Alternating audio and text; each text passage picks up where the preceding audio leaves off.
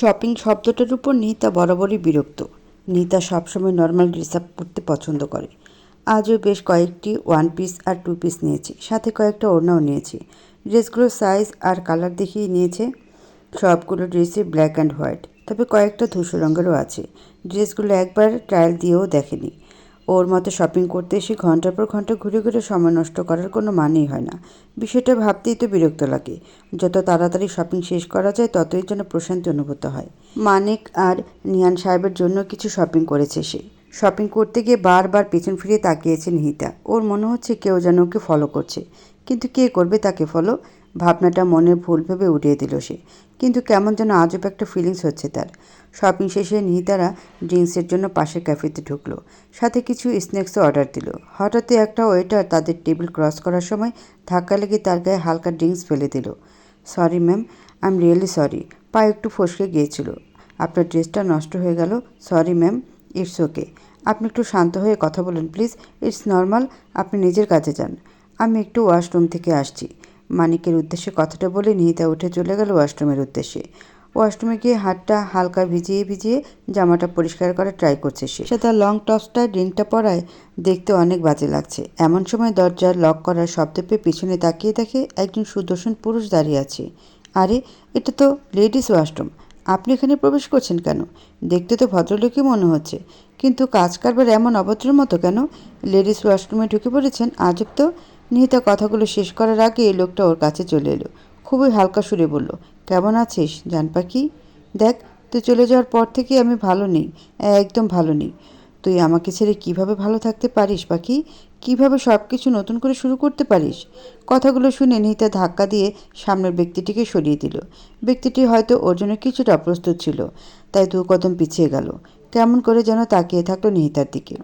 কী সব অসভ্যতামি শুরু করেছেন আপনি? কে আপনি? হ্যাঁ, একে তো এখানে এসে অসভ্যতামি করছেন, তার উপর কী সব আজব নামে সম্বোধন করছেন আমায়। মুহূর্তে লোকটার চোখ মুখ শক্ত হয়ে এলো। সামনে এগিয়ে এসে নিহিতার মুখটা শক্ত করে চেপে ধরে বলে উঠল, তুই বদলে গেছিস সেটা জানতাম, তবে অভিনয়টাও যে রপ্ত করে নিয়েছিস সেটা জানা ছিল না। বলে নিহিতাকে ধাক্কা দিয়ে সরিয়ে দিল। আগে যতটা কোমলতা নিয়ে কথা বলেছিল, এখন ঠিক ততটাই কর্কশ শোনালো কথাগুলো। কিছুটা শ্বাস নিয়ে আবার বলে উঠল, সব কিছু ধ্বংস করে দিয়ে আমাকে ভুলে তুই নিজে সুখী হওয়ার পায়তারা করেছিলি। দেখ কি হলো, নিজেই নিজেকে ধ্বংস করে দিলি। ওই দিন আমি না হয় তোকে কিছু একটা বলে দিয়েছি, তাই বলে তুই কি করলি? হারিয়ে গেলি আমার থেকে। আর এখন এসে দেখছি তুই সব কিছু নতুন করে সাজিয়ে নিয়েছিস। এর জন্য তোকে আমি কিছুতেই ক্ষমা করব না নিহিতা। আরে, কিসব পাগলের মতো প্রলাপ বকছেন আপনি? কিছুই তো বুঝতে পারছি না। আপনি ভুল বুঝছেন আমায়। আমি হয়তো সে নয় যাকে উদ্দেশ্য করে আপনি কথাগুলো বলছেন। নিহিতার বলা কথাগুলো যেন লোকটাকে আরও রাগিয়ে দিল। বলে উঠল, এতটা ছলনাময়ী তো কখনো ছিলিস না তুই। কবে হয়ে গেলি? কিভাবে বিয়ে করে নিলি তুই বল? এতটা বিশ্বাসঘাতক কিভাবে হয়ে গেলি? কথাটা শুনে নিহিতা নির্বাক হয়ে তাকিয়ে রইল। কথাগুলোর মাথামুড়ি কিছুই বুঝছে না সে। নিহিতার নীরবতা দেখে লোকটা আবার বলে উঠল, সব কিছুর দায়িত্বকে নিতে হবে নিহিতা। বিশেষ করে আমার আমানতের খেয়ানত করার শাস্তি তো তোকে ভোগ করতেই হবে। তো নাকের পানি আর চোখের পানি যদি আমি এক করতে না পারি, তাহলে আমার নামও নিশান আবরার চৌধুরী নয়। নিশান আবরার চৌধুরী নামটা শুনে নিহিতা হালকা কেঁপে উঠল। পাল্টে কিছু বলার আগেই নিশান দরজা খুলে জোরে একটা ধাক্কা দিয়ে চলে গেল। নিহিতা যেন ওখানে স্ট্যাচু হয়ে দাঁড়িয়ে রইল। লোকটা তাকে এতগুলো বাজে কথা বলে গেল, তার উপর তার সম্পর্কে এত কিছু জানে। কিভাবে সম্ভব এটা? লোকটা কি তার পূর্ব পরিচিত? কিন্তু সে তো লোকটাকে চিনে না। নাকি নিশান নামক লোকটা তাকে ফলো করছে? নিশান ওয়াশরুম থেকে বেরিয়ে রেস্টুরেন্টের ভিতর দিয়ে বাইরে চলে গেল। যাওয়ার আগে টেবিলে বসে থাকা মানিকের দিকে খেয়ে ফেলা একটা লুক দিয়ে বাইরে চলে গেল। নিশানকে দেখে মানিক চমকে উঠল। হতবাক হয়ে তাকিয়ে রইল খানিকক্ষণ। হুঁশ আসতে নিশানকে খুঁজতে বাইরে বেরিয়ে গেল, কিন্তু তাকে পেল না। হতাশ হয়ে ফিরে এলো নিজের টেবিলে। আপন মনে নিজে নিজেকে বলল, এবার সব ঠিক হয়ে যাবে মানিক, সব ঠিক হয়ে যাবে। অবশেষে দাবাই ফিরে এসেছে। তিনি এবার সব ঠিক করে দেবেন। আপুমনিও এবার নিজের নর্মাল লাইফে ব্যাক করবে। কেউ কিছু করতে পারবে না আর। মুচকি হেসে কথাগুলো বললেও কিছু একটা ভেবে হঠাৎ করে যেন আতঙ্কে ছেয়ে গেল তার মুখ। মিনিট পাঁচেক পর নিহিতা ফিরে এলো। এসে বলল, খাওয়া শেষ তোর? শেষ হলে বাসায় চল। আমার তো শেষ। তুমি কিছু খাবে না? আর এত দেরি করলে কেন? কিছু না, সন্ধ্যা হয়ে যাচ্ছে, বাসায় চল। নিহিতার মুড অফ দেখে মানিকও আর প্রশ্ন করল না। নিহিতার সাথে বাসায় চলে গেল। রাত 11টা। রাতে ডিনার শেষে নিহিতারা যে যার রুমে চলে গেল। শপিং মলের বিষয়টা নিয়ে নিহিতা কাউকে কিছু জানালো না। শুধু শুধুই চিন্তা করবে নিহান সাহেব। তাছাড়া হতেও পারে এটা কোনো মিসআন্ডারস্ট্যান্ডিং। নিহিতাকে নিয়ে নিহান সাহেব বেশ চিন্তিত। ঘড়ির টাইম দেখে খুবই সতর্কতার সাথে তিনি কাউকে কল করলেন। কলটা রিসিভ হতেই বলে ইংরেজিতে বলে উঠলেন, কেমন আছিস মিস্টার? কাজের কথায় আসি। রিপোর্টগুলো চেক করেছিলেন আপনি? জি মিস্টার নিহান, রিপোর্টগুলো চেক করেছি। বাট আপনার উচিত ছিল শুরুতেই প্রপার ট্রিটমেন্ট শুরু করে দেওয়া। এত স্লো ট্রিটমেন্ট চললে ভবিষ্যতে ওর ক্ষতি হতে পারে। কিন্তু আপনি তো জানেন মিস্টার, আমার হাত পা বাঁধা। ওকে বাঁচাতে আমি সব করতে পারি। এতদিন ধরে ওকে আমি শত্রুদের থেকে রক্ষা করতে অনেক কিছু করেছি এবং ওকে রক্ষা করতে সফলও হয়েছি। হয়তো এই জায়গাটাও খুব দ্রুত চেঞ্জ করতে হবে আমায়। ওর জন্য সব করতে পারি আমি। ওর ড্রাগসগুলো চেঞ্জ করতে হবে। আমি আপনাকে ইমেল করে সব পাঠিয়ে দিচ্ছি। কিছুটা নীরবতা নিয়ে ফোনের ওপাশে ব্যক্তিটি আবার বলে উঠলেন, তবে মনে রাখবেন, ওর মনে কিন্তু এখন হাজারো প্রশ্ন, স্পেশালি ওর সার্টিফিকেটগুলো নিয়ে। যতই আপনি সেটা বদলে দেন না কেন, সাথে ওর গবেষণা স্কিল নিয়েও অনেক প্রশ্ন ওর। সব ভুলে গেলেও এটা কিন্তু ও ভুলে যায়নি। কথাটা শুনে নিহান সাহেব নীরবে রইলেন কিছুক্ষণ, অতঃপর বলে উঠলেন, ওর বেঁচে থাকাটা আমার কাছে সবচেয়ে বেশি ইম্পর্ট্যান্ট। পরে যদি ও আমায় দোষারোপ করে সেটাও মেনে নেব আমি। আজ হোক কাল হোক সবই কিন্তু মনে পড়বে ওর। কিন্তু তখন না আপনাকে আরও এই বিষয়ে আর কিছুই শুনতে চাই না। যাদের কথা আপনি বলছেন তারা কি তখন ওর সাথে ছিল? ওরা নিজেই তো ওকে। কথাগুলো অসম্পূর্ণ রেখেই কলটা কেটে দিলেন নিহান সাহেব।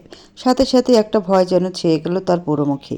প্রিয় মানুষকে হারানোর ব্যথায় তিনি জর্জরিত, কিন্তু এবার আর একই ভুল করবেন না তিনি। নিহান সাহেব কল কেটে দেওয়ায় ফোনের ওপাশের মানুষটা থেকে একটা দীর্ঘশ্বাস বেরিয়ে এলো। তারা দুজনেই চান ওই মানুষটা সেফ থাকুক, সুস্থ থাকুক, ভালো থাকুক। বিকেলে বাসায় আসার পর অনেক ভাঙচুর করেছে নিশান। ফলস্বরূপ হাত কেটে রক্তারক্তি অবস্থা। এতক্ষণ ভয়ে পাশ ঘেঁষতে পারেনি ফাহাদ। এখন ঘুমিয়ে যাওয়ার পর নিশানের হাত ড্রেসিং করে দিচ্ছে সে। ঘুমের মধ্যে বিড়বিড় করে নিশান বলে উঠল, ও কিভাবে এটা করতে পারে? কিভাবে আমাকে আমাকে না চেনার অভিনয় করতে পারে? ফিরে আয় না জান পাখি, প্লিজ। আর কখনো কষ্ট দিয়ে কথা বলবো না তোকে, একটুও কষ্ট দেবো না তোকে, প্লিজ ফিরে আয়। নিশানের এই আর্তনাদ দেখে চোখের কার্নিশ বেয়ে দুফোঁটা জল গড়িয়ে পড়ল। ওর দ্বারা যদি সম্ভব হতো তাহলে তার এই বদরাগী বসের সব কষ্ট দূর করে দিত সে। কিন্তু আফসোস, তার যে কিছুই করার নেই। কিছুই জানে না সে এই সম্পর্কে। শুধু জানে তার এই রাগী বস নিতা নামক মেয়েটাকে ভালোবাসে, ভীষণ ভালোবাসে, নিজের জীবনের থেকেও বেশি ভালোবাসে। যে ভালোবাসাটা গোটা দুনিয়া ধ্বংস করে দেওয়ার ক্ষমতা রাখে। কথাগুলো ভাবতে বিষাদে ছেয়ে গেল তার মন। কলিং বেলের তীব্র শব্দে ঘুম ভেঙে গেল নিশানের। ফারাদের নাম ধরে চিৎকার করে ডাকলেও কোনো সাড়া শব্দ পাওয়া গেল না। অবশেষে নিজের আরামের ঘুম হারাম করে উঠে গেল দরজা খুলতে। দরজা খুলে হা করে তাকিয়ে আছে সে। সামনের ব্যক্তিটা তাকে এইভাবে তাকিয়ে থাকতে দেখে হাত দিয়ে ধাক্কা দিয়ে ভিতরে ঢুকে গেল। নিশান ভ্রু নাচিয়ে জিজ্ঞেস করলো, সকাল সকাল এখানে কী কাজ তোর? আসার পর থেকে তো একবারও কথা বলিসনি আমার সাথে, আর এখন আমার বাসায় এসে টপকেছিস? কিভাবে জানলে আমি এখানে? ইয়া, কি গন্ধ তোর মুখে! আগে নিজের দাঁতে ব্রাশ কর, আয় প্লিজ। ছি! কথাগুলো বলেই নির্জার নিজের নাক চেপে ধরল নিজের ওড়না দিয়ে। মুখের ওপর নিজের ছোট বোনের এমন অপমানজনক কথা শুনে নিশান হতভম্ব হয়ে তাকিয়ে রইল। এমন অপমানজনক কথা শোনার থেকে তো ভালোই ছিল এতদিন কথা বলেনি। যাচ্ছিস না কেন? নিশান নিদ্রার দিকে চোখ পাকিয়ে চলে গেল। যাওয়ার সময় আঙ্গুল তুলে শাসিয়ে গেল, এর সচ্ছে নিবি। কথাটা যেন নিদ্রা মনে রাখে। কিন্তু নিদ্রা এসবে পাত্তা দিল না, বরং নিজের মতো করে একটা রুমে ঢুকে গেল ফ্রেশ হতে। আজকের ব্রেকফাস্ট বানিয়েছে ফাহাদ। খাবার আইটেম তেমন কিছু না। ফাহাদ কয়েকটা ডিম সিদ্ধ করে নিয়েছে, সাথে আছে কিনে আনা জ্যাম পাউরুটি। ব্রেকফাস্ট টেবিলে পিনপত নীরবতা, কেউ কোনো কথা বলছে না। তবে ফাহাদ ভয়ে ভয়ে ব্রেকফাস্ট করছে। যে কোনো সময় যে কোনো দিক থেকে বস তার উপর হামলা করতে পারে। নিজেকে শাস্তির জন্য পুরোপুরি প্রস্তুত করে নিচ্ছে সে, কারণ কালকে সব কিছু সে নিদ্রাকে কল করে জানিয়ে দিয়েছে। তুই যদি মনে করিস এখানে এসে কাউকে বাঁচিয়ে দিবি তাহলে সেটা তোর ভুল ধারণা। আমার আমানতের খেয়ানত করার শাস্তি তো তোকে ভোগ করতেই হবে। তোর কিসের আমানত? তুই নিজেই তাকে ছেড়ে দিয়েছিলিস। একবারও পিছন ফিরে তাকিয়েছিলিস তুই? ওর আর্তনাদ একবারও কি তোর কানে গিয়ে পৌঁছাতে পেরেছিল? ওই দিন তোর রাগের বশে ওটা করে ফেলেছিলাম আমি জানি আমি ভুল করেছি, তাই বলে ও বিয়ে করে নিবে? তোর কি গ্যারান্টি ছিল তুই ওর কাছে ফিরে আসবি? ওকে বাদ দে। আমাদের কাউকে একটা কল করেছিলিস তুই? ওই পরিস্থিতিতে দাঁড়িয়ে আমি নিদ্রা নিশানকে পুরোটা শেষ করতে দিল না, তার আগে বলে উঠল, তুই একা কিছুই হারাসনি দা ভাই, সাথে আমরাও হারিয়েছি। তোর উচিত ছিল তখন ওকে সাপোর্ট করা, কিন্তু তুই কি করলি? তুই ওকে আরও ভেঙে দিলি, ভেঙে চুরমার করে দিলি। এই জন্যই আঙ্কেল ওকে বিয়ে দিয়ে দিয়েছিল। নিহান আঙ্কেল ওকে বিয়ে দিল, আর মহারানীও নাচতে নাচতে বিয়ে করে নিলেন। কি সহজে ও ভুলে গেল আমাকে আর আমার ভালোবাসাকে। ও কি জানতো না আমার রাগ সম্পর্কে? আমি তো ফিরে আসতামই। ধীর কণ্ঠে নিদ্রা বলে উঠল, ওর জীবন থেকে আমাদের চ্যাপ্টারটা ক্লোজ হয়ে গেছে দাভাই। আমার চ্যাপ্টার ভুলে গেছে মানে কি? ও কিভাবে পারলো মুখ বন্ধ করে নিতে? কিভাবে? আমি তো পারিনি। ওর জায়গায় অন্য কাউকে কল্পনাও করতে পারি না আমি। কথাগুলো বলতে বলতে চিৎকার করে উঠল নিশান। মুহূর্তে হাতের কাছে থাকা কাচের গ্লাসটা ফেলে দিল মাটিতে। নিশানের থেকেও দ্বিগুণ চিৎকার করে উঠল নিদ্রা, বলে উঠল, ঠিক এই কারণে তুই হারিয়ে ফেলেছিস নিহিতাকে। তোর রাগই তোর সব কিছু ধ্বংস করে দিয়েছে, সাথে আমাদেরও। ভাই বোন দুজনের সমান সমান রাগ দেখে ভয়ের মাঝে হতভম্ব হয়ে গেল ফাহাদ। মনে মনে বলে উঠল, এই মেয়ে তো দেখি বসের থেকেও 2 চামচ উপরে। এর প্রাণের কি মায়া নেই ভাই? অবশ্য থাকবে কিভাবে? এরা তো ভাই বোন, একরকমই তো হবে। নিদ্রা চোখ বন্ধ করে জোরে একটু শ্বাস নিয়ে নিজেকে সামলে নিল। অতঃপর বলে উঠল, তুই যদি নিহিতার থেকে শোধ নিতে এখানে এসে থাকিস তাহলে তুই ভুল করছিস দা ভাই। 4 বছর আগেও ঠিক একই ভুল করেছিলিস তুই। ভুল? সবই আমার ভুল। ওর জন্যই তো সব। অর্ধেক সত্যি মিথ্যার থেকেও ভয়ঙ্কর দা ভাই। যদি একবারে পুরোটা জানার ট্রাই করতি তাহলে আজ সব কিছু অন্যরকম হতো। নিশান কিছু বলতে চাইলে নিদ্রা তাকে থামিয়ে দিল।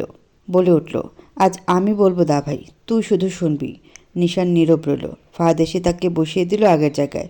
নিদ্রা আবার বলে উঠল, আমি কি একবারে বলেছি নিহিতা জীবন থেকে তোর চ্যাপ্টার ক্লোজ করে দিয়েছে? আমি বলেছি আমাদের চ্যাপ্টার ক্লোজ হয়ে গেছে ওর জীবন থেকে। কথাটা শুনে নিশান কাঁপা কাঁপা কণ্ঠে বলে উঠল, কী বলতে চাইছিস তুই? ও সব কিছু ভুলে গেছে দা ভাই। তোকে, আমাকে, আমাদের সবাইকে। কিছুই মনে নেই ওর। নিশান যেন নির্বাক হয়ে তাকিয়ে রইল।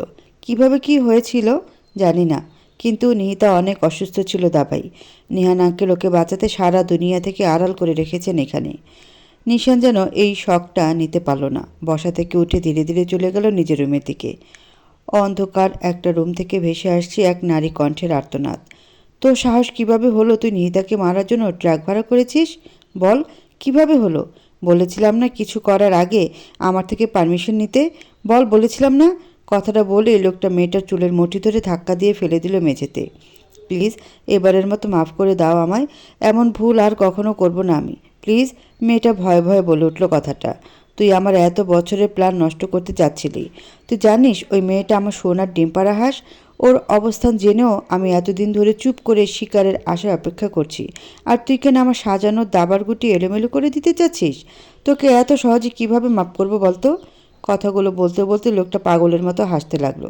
লোকটা হাসতে হাসতেই একটা আগুনে গরম হওয়া লোহার লাল শিক এনে মেয়েটার হাতে চেপে ধরল। এতে করে মেয়েটা ব্যথায় চিৎকার করে কেঁদে উঠল। মেয়েটার আর্তনাদ যেন লোকটাকে শান্তি দিল। শীষ বাজাতে বাজাতে চলে গেল সে সামনের দরজার দিকে। ফোনে রিংটোনের শব্দ পেয়ে নিহান সাহেব কল অ্যাটেন্ড করলেন। ইংরেজিতে বলে উঠলেন, কাল রাতেই তো আমাদের কথা হলো, তাহলে আজ আবার কেন কল করেছেন ডক্টর জেমস? আপনি আমাকে নিহিতার যে রিপোর্ট ইমেল করেছিলেন ওইগুলো নিয়ে আমি বিশিষ্ট কয়েকজন নিউরোলজিস্টের সাথে আলোচনা করেছি। নিহিতার অবস্থা ভালো না মিস্টার নিহান। খুব শীঘ্রই অপারেশনটা সম্পন্ন করতে হবে। কিন্তু আপনি তো বলেছিলেন অপারেশনটা অনেক রিস্কি, সাকসেস রেট খুবই কম। এই জন্য তো আমি স্লোলি ট্রিটমেন্ট করাতে সম্মতি দিলাম। এই জন্যে আমি ওকে নিয়ে সারা দুনিয়া থেকে আড়াল হয়ে গেলাম। এখন আপনি বলছেন? কথাগুলো বলতে বলতে গলাটা ভেঙে এলো নিহান সাহেবের। আমি আপনার পরিস্থিতিটা বুঝতে পারছি মিস্টার নিহান, কিন্তু সম্প্রতি নিহিতার যে অ্যাক্সিডেন্টটা ঘটেছে এর খুবই বাজে প্রভাব পড়েছে ওর মস্তিষ্কে। সময় খুবই কম মিস্টার নিহান। যা ডিসিশন নেওয়া সেটা খুব তাড়াতাড়ি নিতে হবে আপনাকে। ডক্টর জেমসের কথার প্রত্যুত্তরে কিছুই বললেন না মিস্টার নিহান। কলটা কেটে গেলে তিনি স্ট্যাচুর মতো দাঁড়িয়ে রইলেন। মুহূর্তে তিনি সিদ্ধান্ত নিলেন যা হয় হোক, খুব শীঘ্রই তিনি নিহিতার অপারেশন করাবেন। নিহিতাকে বাঁচাতে এই রিস্কটা তিনি নেবেন। গতকাল রাতে নিহিতা মাথা ব্যথা ছটফট করেছে। রেগুলার যে ড্রাগসটা নিহিতাকে দিতে হয় সেটা দিয়েও তেমন একটা কাজ হচ্ছিল না। ব্যালকনিতে দাঁড়িয়ে রাস্তার দিকে একদৃষ্টিতে তাকিয়ে আছে মাহিন। প্রতিদিন তার অপেক্ষায় নিহিতা এখানেই দাঁড়িয়ে থাকতো। তাকে আসতে দেখলেই কলিং বেল চাপার আগেই দরজাটা খুলে দিত সে। আজ মাহিনও সেই জায়গায় দাঁড়িয়ে আছে, কিন্তু কারো অপেক্ষা নয়, বরং স্মৃতিচারণ করতে। গত সপ্তাহে তিশার সাথে কথা হয়েছিল তার।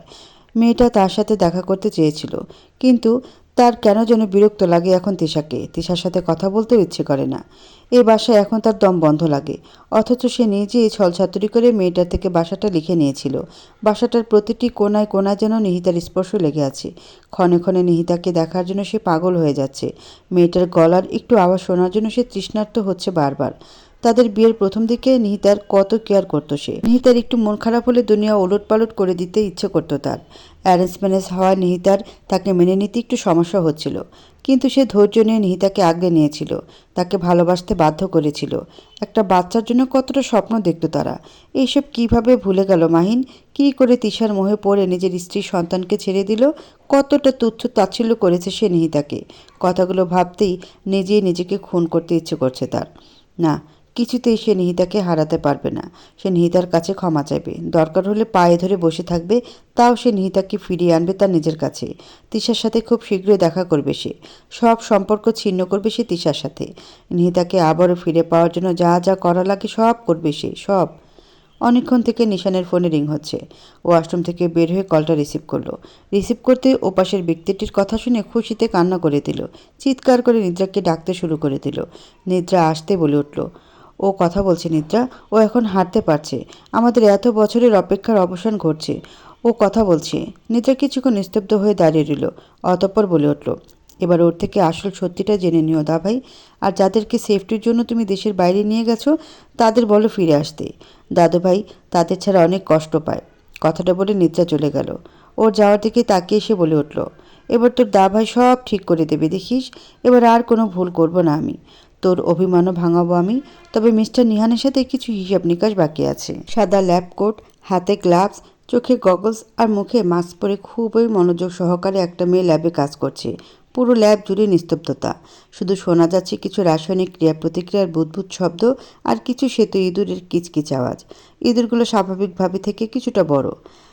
একটা বড় ছিদ্রযুক্ত কাচের বক্সে বন্দি ওরা। মেয়েটা নিজের গ্লাস পরা হাত দিয়ে ইঁদুরগুলোকে একটা একটা করে ধরছে আর সিরিঞ্জের সাহায্যে নির্দিষ্ট পরিমাণ ড্রাগ ইনজেক্ট করে অন্য একটা বড় কাচের ছিদ্রযুক্ত বক্সে রাখছে। একটা ইঁদুর হাত থেকে ফসকে পড়ে গেল। এমন সময় ল্যাবের দরজা খোলার আওয়াজ পেয়ে মেয়েটা চোখ তুলে একবার তাকিয়ে আবার নিজের কাজে মনোযোগ দিল। হাত থেকে ফসকে যাওয়া ইঁদুরটাকে ধরতে ব্যস্ত হয়ে গেল সে। প্রায় মিনিট পাঁচেক পর ইঁদুরটাকে ধরতে সক্ষম হলো সে। ইঁদুরটাকে ধরে মুখের কাছে এনে খুবই হালকা সুরে বলে উঠল, নিহিতা আফরোজ, কখনো নিজের শিকার হাতছাড়া করে না, কথাটা মনে রাখিস। কথাটা শেষ করে মেয়েটা ইঁদুরের গায়ে নির্দিষ্ট ড্রাগটা ইনজেক্ট করে দিল। আরও কিছুক্ষণ পর নিজের কাজ সম্পন্ন করে নিহান সাহেবের দিকে তাকিয়ে বলল, এত রাতে এখানে কেন এসেছো আপু? তোমাকে না রাত জাগতে মানা করেছি? কাল দুপুরে আমাদের ফ্লাইট নিহিতা, আর তুমি এখনও এত কাজ করছো? তাছাড়া এক সপ্তাহ পর তোমার ব্রেনের অপারেশন, তুমি এখন ব্রেনে এত চাপ দিচ্ছ? কথাগুলো বলে হো হো করে হেসে উঠলেন নিহান সাহেব।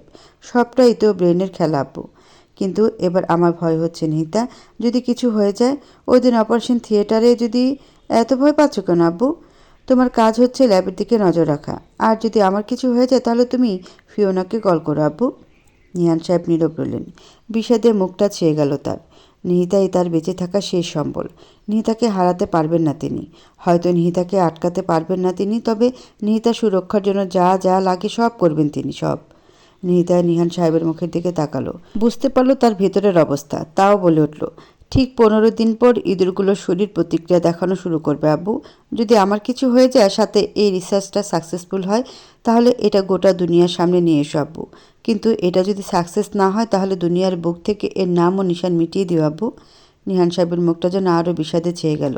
তা দেখে শব্দ করে হেসে উঠল নিহিতা, বলে উঠল, ভয় পেও না আব্বু, আমার কিছুই হবে না। তাছাড়া রিসার্চটার সাকসেস রেট 95%। এই রিসার্চটার ব্লুপ্রিন্ট আমি কোথাও রাখিনি আব্বু। আমার কিছু হয়ে গেলে এটাও ওদের হাতছাড়া হয়ে যাবে। ওরা এতটা বোকা নয় আব্বু। তারপরও নিহান সাহেবের মুখের আধার কাটছে না দেখে নিহিতা গিয়ে নিশান সাহেবকে জড়িয়ে ধরল কিছুক্ষণ। তারপর ঘড়ির দিকে তাকিয়ে দেখলো ঘড়ির কাঁটা রাত 3টার ঘরে খেলা করছে। তুমি এবার যাও আব্বু, অনেক রাত হয়েছে, যাও তো। নিহিতা নিহান সাহেবকে জোর করে রুমে পাঠিয়ে দিল। নিহান সাহেব চলে যেতে নিহিতা বলে উঠল, সুস্থতা অসুস্থতার খেলার এবার ইতি ঘটুক। অনেক কিছুই স্যাক্রিফাইস করেছি আমি, এবার তোদের পালা। কিছুক্ষণ থেমে আবার বলে উঠল, নিহিতার সাথে বেইমানির ফল আপনাকে ভোগ করতে হবে doctor James. Welcome to Bangladesh. খুব শীঘ্রই অপারেশন টেবিলে আমাদের দেখা হচ্ছে ডাক্তার জেমস। কথাগুলো বলে পাগলের মতো হাসতে শুরু করে দিল নিহিতা। এই আলো অন্ধকার খেলা শেষ করে দেখা হতে চলেছে সবার সাথে। দেখা যাক কে কীভাবে আমন্ত্রণ করে আমায়। অবশ্য আমি নিজেই সবার জন্য বিশেষ আপ্যায়নের ব্যবস্থা করে রেখেছি। Just wait and watch. কিছুক্ষণ নীরব থেকে নিহিতা বলে উঠল, কোনো কিছু ঋণ বাকি রাখে না এই নিহিতা আফরোজ। এবার সব ফিরিয়ে দেবো আমি সুদে আসলে। সব কিছুর মূল্য চুকাতে হবে তোদের। জাস্ট দেখতে চাই হিসাব কতটা পাকাপোক্ত তোদের। ল্যাপটপের স্ক্রিনে তাকিয়ে রইল কিছুক্ষণ। দেখলো মানিক খুবই প্রশান্তির ঘুম দিচ্ছে। তা দেখে বিড়বিড় করে বলে উঠল, রাস্তা থেকে তুলে এনে দুধ কলা দিয়ে কালসা পোষেছি আমি। এখন সেইটাই ছুবল মারতে চাইছি। উড়ে নে, যত খুশি উড়ে নে। জানিস তো পিপিলিকার পাখা গজা মরিবার তরে। কথাগুলো শেষ করেই বাঁকা হেসে উঠল নিহিতা। অতঃপর নিশানের একটা ছবি বের করে এক দৃষ্টিতে তাকিয়ে রইল কিছুক্ষণ। একটা তাচ্ছিল্য মাখা হাসি দিয়ে বলে উঠল, এখন কিসের দাবি নিয়ে সামনে আসছেন মিস্টার নিহান? ভালোবাসা? ভালোবাসা মাই ফুড। খুবই যত্ন সহকারে আপনি আমায় ভেঙে গুড়িয়ে দিয়েছেন মিস্টার নিশান। যখন হাতটা শক্ত করে ধরে রাখার কথা ছিল তখন আপনি শত অবহেলা দুমড়ে মুচড়ে দিয়েছেন আমায়। আর এখন আপনার এই কাতর কণ্ঠস্বর শুনে হাসি পায় আমার, জাস্ট হাসি পায়। কিছুক্ষণ নীরব থেকে বলে উঠল, হ্যাঁ, মুভ অন করে নিয়েছি আমি। হয়তো বিয়েটা আব্বুর জন্য করেছিলাম, কিন্তু পরে তো মেনেও নিয়েছিলাম। কিন্তু এটাও তোদের শান্তি দিল না। আমাকে ধোঁকা দেওয়ার মূল্য তুমি খুব শীঘ্রই চোকাবে মাহিন। সাথে তোমার ওই সো কল্ড গার্লফ্রেন্ড। তোমাদের জন্য আমি আমার বাচ্চাকে হারিয়েছি। এত সহজে তোমাদের কি করে ছেড়ে দেই? আবারও নিশানের ছবিটার দিকে তাকিয়ে বলল, কিসের আমানতের কথা বললেন আপনি? যেখানে আপনি নিজেই সব শেষ করে দিয়েছেন সেখানে আমানতের দাবিটা হাস্যকর। তবে আপনার আর আপনার পরিবারের সাথে এবারের খেলাটা জমবে ভালো। অবশ্য বিশ্বাসঘাতকতা তো আপনাদের রক্তে মিশে আছে। কিছুক্ষণ পর পুরো ল্যাব রুম কাঁপিয়ে হেসে উঠল নিহিতা। হাসতে হাসতে চোখের পানি চলে এলো তার। চোখের পানিটা মুছে আবারও কাজে মনোযোগ দিল সে। ঘণ্টা খানেক পর ল্যাবের কাজটা শেষ করে রুমের দিকে পা বাড়ালো সে। তবে আসার আগে আরও একবার ল্যাপটপের স্ক্রিনে মানিককে দেখে বাঁকা হাসল সে। আজ ফ্রেশ হয়ে নিহিতা ঘুম দেবে। লম্বা একটা ঘুম, অনেক প্রশান্তিময় একটা ঘুম। অবশেষে তার এতদিনের পরিশ্রম সফল হতে চলেছে। নিহিতা যেখানে কাজ করছে ওটা আসলে একটা আন্ডারগ্রাউন্ড ল্যাব রুম, যেটা সিক্রেট দরজা তার রুমের সাথে লাগোয়া। এর পাসওয়ার্ড শুধু সে আর নিহান সাহেব জানেন। সকাল থেকেই রাবেয়া আর হেলালকে ডেকে যাচ্ছেন আরাফ সাহেব, কিন্তু দুজনেরই কোনো খোঁজ নেই। সে জানে কোথায় বসে বসে দুজনে ঝগড়া করছে। ভাবনার মাঝেই বাগানের দিকে আওয়াজ পেয়ে ওই দিকে এগিয়ে গেলেন আরাফ চৌধুরী। গিয়ে দেখলেন রাবেয়ার মুখে কিছু একটা লাগানো আর হেলালের হাতে একটা বাটি। বাটি নিয়ে হেলাল আগে আগে দৌড়াচ্ছে আর রাবেয়া পেছন পেছন। হেলালের বাচ্চা একবার খালি হাতের কাছে পায়ালি তোরে, ছাড়বো না তো, দেখিস কি করি আমি। হো হো করে হেইডাই তো দেখবার চাই। আজ পর্যন্ত কিছুই দেখবার পারলাম না। আজ পর্যন্ত একবারও ধরতে পারছিস তুই আমারে? পারস তো শুধু হাঁসের 4 নম্বর বাচ্চার লাকান প্যাক প্যাক করতে। বলেই হেলাল একটা ভেঙচি কাটলো। তোরে তো আজ আমি খাইছি। বলে যেই না রাবে আবারও হেলালের উপর আক্রমণ করতে চাইলে তখনই আরাফ সাহেব গিয়ে সেখানে পৌঁছালেন।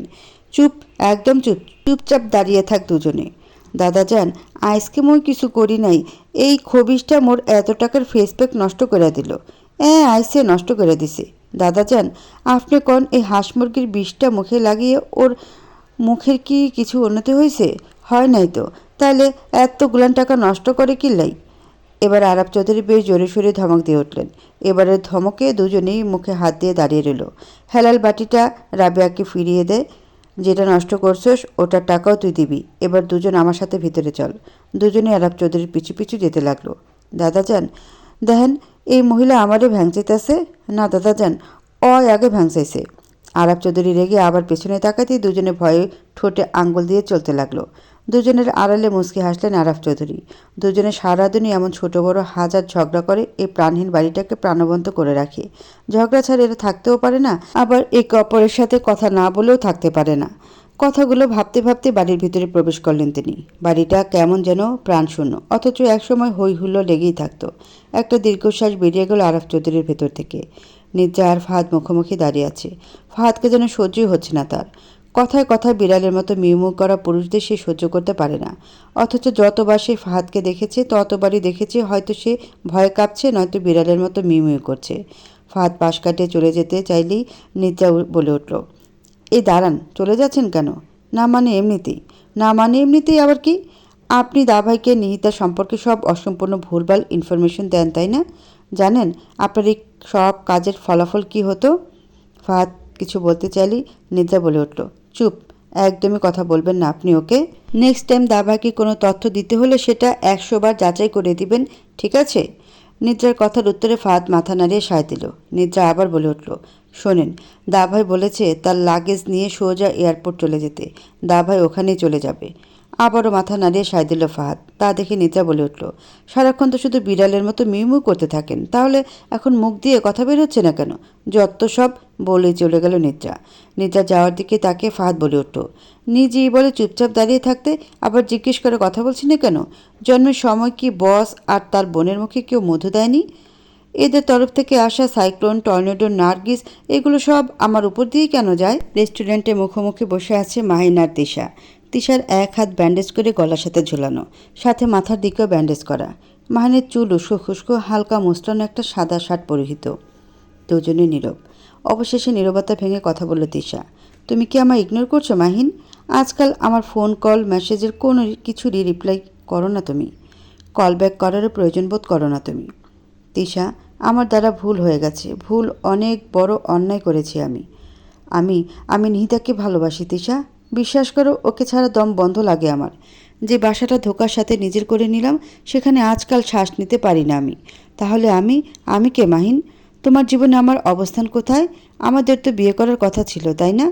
আমায় মাফ করে দাও please. I like you, but তোমাকে ভালোবাসি না আমি। ভালো লাগা আর ভালোবাসার মধ্যকার ফারাক বুঝতে পারিনি আমি। কিভাবে নিজের সাজানো সংসারটা ধ্বংস করে দিলাম আমি। কথাগুলো বলে নিজের চুল টেনে ধরল মাহিন। তুমি আমার সাথে এটা করতে পারো না মাহিন। তুমি আমাকে বিয়ে না করলে মরে যাব আমি। তুমি আমাকে এইভাবে ইগনোর করতে পারো না মাহিন।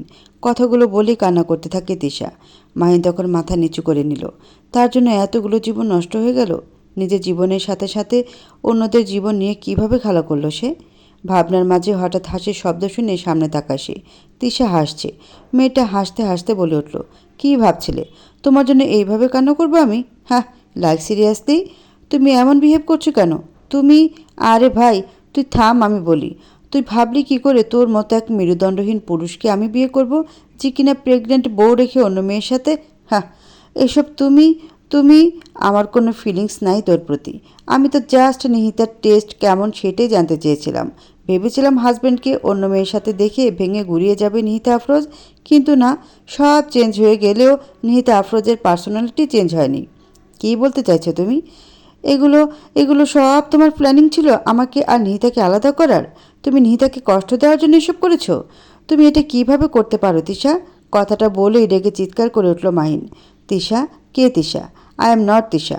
তিশা নামে আদতেও কি কেউ আছে? হ্যাঁ। কথা শেষ করেই উঠে দাঁড়ালো তিশা নামক ছদ্মবেশী নারীটি। যাওয়ার আগে বলে গেল, আপনি আমার জন্য কিছুই হারাননি। যা ঘটেছে সবই আপনার কর্মফল। অহেতুক দোষারোপ করা বন্ধ করুন। Good bye my crime partner. রেস্টুরেন্টের দরজা খুলে বেরিয়ে গেল মেয়েটি, কিন্তু পেছনে রেখে গেল হতবম্ব হয়ে থাকা এক পুরুষকে, যে আজ নিঃস্ব, নিজের ভুলের জন্য নিজের পুরো জীবনটাই ধ্বংস করে দিয়েছে সে। আজ আর কেউ নেই তার। আজ ভার্সিটি এসেছে নিহিতা, প্রিন্সিপালের অফিসে মিট করতে এসেছে। কাল রাতেই সে রেজিগনেশন লেটার ইমেল করেছিল। May I come in sir? আরে নিহিতা, কাম। কেমন আছো মা? আলহামদুলিল্লাহ আঙ্কেল, আপনি? যেমন দেখছো। কবে বেক করছো তুমি? আজ দুপুরে ফ্লাইটে আঙ্কেল। দোয়া করবেন সব কাজ শেষ করে যেন আমাদের আবার দেখা হয়। আমি জানি তুমি সব সামলে নিতে পারবে। প্রিন্সিপাল মোহাম্মদ আবদুল্লাহের সাথে টুকটাক কথা বলে বিদায় নিল নিহিতা। নিহিতা চলে যেতেই তিনি নিজের চোখের কোণা মুছে নিলেন। আপন মনেই বলে উঠলেন, আমি চাই তুই সফল হ মা, কিন্তু তার মতো মাঝপথে আর কোনো ফুল ঝরে পড়ুক সেটা চাই না। ইউনিভার্সিটি থেকে বেরিয়ে রিক্সার জন্য দাঁড়িয়ে আছে নিহিতা, কিন্তু একটা রিক্সাও পাচ্ছে না সে। এমন সময় একটা কালো গাড়ি এসে থামলো তার কাছে। গাড়িটাকে দাঁড়াতে দেখে একটু সামনে এগিয়ে গেল সে। গাড়িটাও তার পেছনে আসতে লাগলো। সাথে গাড়ির ভেতরে থাকা ব্যক্তিটি অনবরত হর্ন বাজিয়ে যাচ্ছে। এবার নিহিতা রেগে গেল। রেগে গিয়ে যেই না গ্লাসে নক করতে যাবে, তখনই গাড়ির দরজা খুলে ভেতরে থাকা ব্যক্তিটি তাকে টেনে গাড়িতে ঢুকিয়ে দিল। এতে বেশ জোরেশোরে একটা ধাক্কা লাগলো তার হাতে। ব্যথায় কুকিয়ে উঠে যেই না কিছু বলতে চাইল, তখনই নিশান ব্যতিব্যস্ত হয়ে বলে উঠল, আই এম সরি জান পাখি, সরি। কোথায় লেগেছে দেখি? বলে নিহিতার হাতটা ধরতে চাইল, কিন্তু তার আগে নিহিতা নিজের হাত সরিয়ে নিল। কে আপনি? সেদিন রেস্টুরেন্টের ওই পাগল লোকটা না? কী চান আপনি? ছাড়ুন আমায়। সেদিন আপনাকে ছেড়ে দিয়েছি, এর মানে এই না যে আজও আপনাকে ছেড়ে দিব। হায়, বলে হাতটা বুকের কাছে নিয়ে গেল নিশান। আবেগ মিশিয়ে বলে উঠল, কে বলেছে আমায় ছেড়ে দিতে? আমি তো চাই তুই আমাকে ধরে রাখ সব সময়। আমার হাতটা একবার শক্ত করে ধরে দেখ, আর কখনোই ছাড়বো না তোর হাত। খুবই যত্ন করে বেঁধে রাখবো তোকে নিজের সাথে। কথাটা শেষ হতে না হতেই নিহিতা হাত মুষ্টিবদ্ধ করে একটা ঘুষি মেরে দিল নিশানের নাক বরাবর। ব্যথায় কুঁকিয়ে উঠল নিশান। হাতে ভেজে অনুভব হলে নাক থেকে হাত সামনে এনে দেখল হাতে হালকা রক্ত, কিন্তু রক্ত দেখেও ভ্রুক্ষেপ হলো না নিহিতার। উল্টো বলে উঠল, নেক্সট টাইম এমন উল্টাপাল্টা আচরণ করলে পা ভেঙে হাতে ধরিয়ে দেব, মনে রাখবেন। আর কি তুই তুই শুরু করেছেন? জানেন না অপরিচিতদের আপনি করে বলতে হয়? এই কমন সেন্সটুকুও কি নেই আপনার? যত সব বিরক্তিকর। কথাগুলো বলে গাড়ি থেকে নেমে গেল নিহিতা। সামনে একটা রিকশা পেয়ে চটজলদি উঠে পড়ল সে। নিহিতা যাওয়ার দিকে তাকিয়ে মুচকে হেসে বলল, তুই আমাকে ভুলে যেতে পারিস না জান পাখি। তোর অবচেতন মনে কোথাও না কোথাও আমি এখনও রয়ে গেছি। বাট ডোন্ট ওয়ারি, আমি না হয় আবার নতুন করে তোর মনে জায়গা করে নিব। এদিকে নিহিতা রিকশায় বসে কিছু একটা ভাবল, অতঃপর চোখ মুখ শক্ত করে বলে উঠল, আমি কিছুই ভুলিনি মিস্টার নিশান, কিছুই না। আগে নিহিতা হলে হয়তো আমি আপনার এসব আচরণ দেখে খুশি হয়ে যেতাম, কিন্তু এখনকার নিহিতা সব ধ্বংস করে দিতে জানে, জাস্ট ধ্বংস। তাই এখন খুশি হয়ে যাওয়াটা বিলাসিতা। কিছুক্ষণ পর বাসায় এসে পৌঁছালো নিহিতা। তাকে দেখে নিহান সাহেব বলে উঠলেন, এত দেরি করলে কেন নিহিতা? তুমি জানো না আজ দুপুরে আমাদের ফ্লাইট, কিছুক্ষণ পর বেরিয়ে পড়তে হবে আমাদের। আমি 10 মিনিট ফ্রেশ হয়ে আসছি আবু। কথাটা বলে নিজের রুমের দিকে চলে গেল। যাওয়ার আগে মানিকের দিকে একবার তাকালো, তারপরে রুমে ঢুকে হালকা বাঁকা হেসে বলল, আহা রে বেচারা, পুরো কনফিউজড হয়ে গেছে, বলে হে হে করে হেসে উঠল। এয়ারপোর্টে ইমিগ্রেশন শেষ করে প্লেনে উঠে গেল নিহিতারা। নিহান সাহেব আর মানিকের সিট পড়েছে একসাথে। নিহিতার সিট তাদের থেকে একটু দূরে। সবাই নিজ নিজ সিটে গিয়ে বসে পড়েছে। নিহিতার সিটটা উইন্ডো সিট। তার পাশের সিটে বসে আছেন একজন ভদ্রলোক, যিনি ম্যাগাজিন নিজের মুখের উপর রেখে ঘুমাচ্ছেন। নিহিতা আর মাথা ঘাটালো না, নিজ সিটে গিয়ে বসে সিট বেল্টটা বেঁধে দিল। কিছুক্ষণ পর প্লেন চেক টেক অফ করলে সিটে হেলান দিয়ে চোখ বন্ধ করে নিল। হঠাৎ করে কেউ বলে উঠল, হাই, আবারও আমাদের দেখা হয়ে গেল মিস ঝগড়াটে। What a coincidence. আওয়াজটা শুনে নিহিতার চোখ খুলে তাকালো। লোকটিকে দেখিয়ে বলে উঠল, আপনি এখানেও? এখানে কি করছেন আপনি? কেন, আমার কি অন্য কোথাও থাকার কথা ছিল নাকি? আপনি কি আমায় ফলো করছেন নাকি? এখানে আগে কে এসেছে বলো বলো? ব্রু নাচিয়ে প্রশ্নটা করলো নিশান। আপনি? নেতার উত্তর শুনে নিশান দুষ্টু হেসে বলল, তাহলে ফলোটা কে করেছে শুনি? আমি বসবো না আপনার পাশে? আপনি আপনি একটা ইরিটেটিং পারসন। না না, বড্ড উন্মাদ। আমার সাথে বসলে কি তুই সামথিং সামথিং ফিল করছিস নাকি? করাটা স্বাভাবিক। আমার মতো এত হ্যান্ডসাম একটা ছেলে পাশে থাকলে সবারই একটু একটু প্রেম প্রেম পাবে। কি বলিস? ইউ? হ্যাঁ হ্যাঁ, বল বল, শুনছি আমি। নেতা কিছু একটা ভেবে যেন চুপ হয়ে গেল। নিশান আগে এভাবে তাকে বিরক্ত করত, তারপর হেসে তার খিল্লি উড়াতো। ভাবনার মধ্যে নিশানের হাসির শব্দ শুনে তাকালো নিহিতা। জানিস তো জান পাখি, সব চেঞ্জ হয়ে গেলেও কিছু কিছু মানুষের স্বভাব কখনো চেঞ্জ হয় না। নিতা কিছু বলতে গিয়েও বলল না, বরং কানে ইয়ারফোন গুঁজে দিয়ে চোখ বন্ধ করে নিল। তারপর নিজ মনে বলল, এই ধূর্ত ব্যক্তির সাথে বেশি কথা বলা যাবে না। হয়তো এটাই যাচাই করে দেখতে চাইছে আমি কি সত্যিই সব ভুলে গেছি নাকি। কিন্তু আমি তীরে এসে তরি ডুবতে দেব না মিস্টার নিশান। আপনি নামক কেউ আমার জীবনে এক্সিস্টই করেন না। হ্যাঁ। নিহিতাকে নীরব হয়ে যেতে দেখে হালকা হাসল নিশান। হাসিটায় মিশে আছে এক আকাশ সমান বিষাদ। নিহিতার দিকে ভেগ দৃষ্টিতে তাকিয়ে রইল সে। নিজে নিজেকে প্রশ্ন করল, খুব কাছের মানুষটা যখন খুব দূরে চলে যায় তখন এত যন্ত্রণা কেন হয়? ভুলটা কি শুধুই আমার ছিল পাখি? তুই অন্য কারো হয়ে গেছিস এটা ভাবতেই কষ্ট হচ্ছে আমার। তবে তোকে আবারও হাসিল করে নিব আমি। ফাহাদ আর নিদ্রা পাশাপাশি সিটে বসে আছে। ফাহাদকে চোখ বড় বড় করে হা করে তাকিয়ে থাকতে দেখে নিদ্রা বলে উঠল, এমন চোখ বড় বড় করে তাকিয়ে আছেন কেন? নাকি এয়ার হোস্টেস দেখে হুশ উড়ে গেছে আপনার? ফাহাদ ভেবে পেল না এই ভাই বোন মুখ খুললেই করলার রস বেরিয়ে আসে কেন, কিন্তু মুখে সেটা বলার সাহস পেল না। আস্তাক ফিরুল্লাহ, আস্তাক ফিরুল্লাহ। আমি তো বসের বদলে যাওয়া রূপ দেখে টাস্কি খেয়ে গেছি।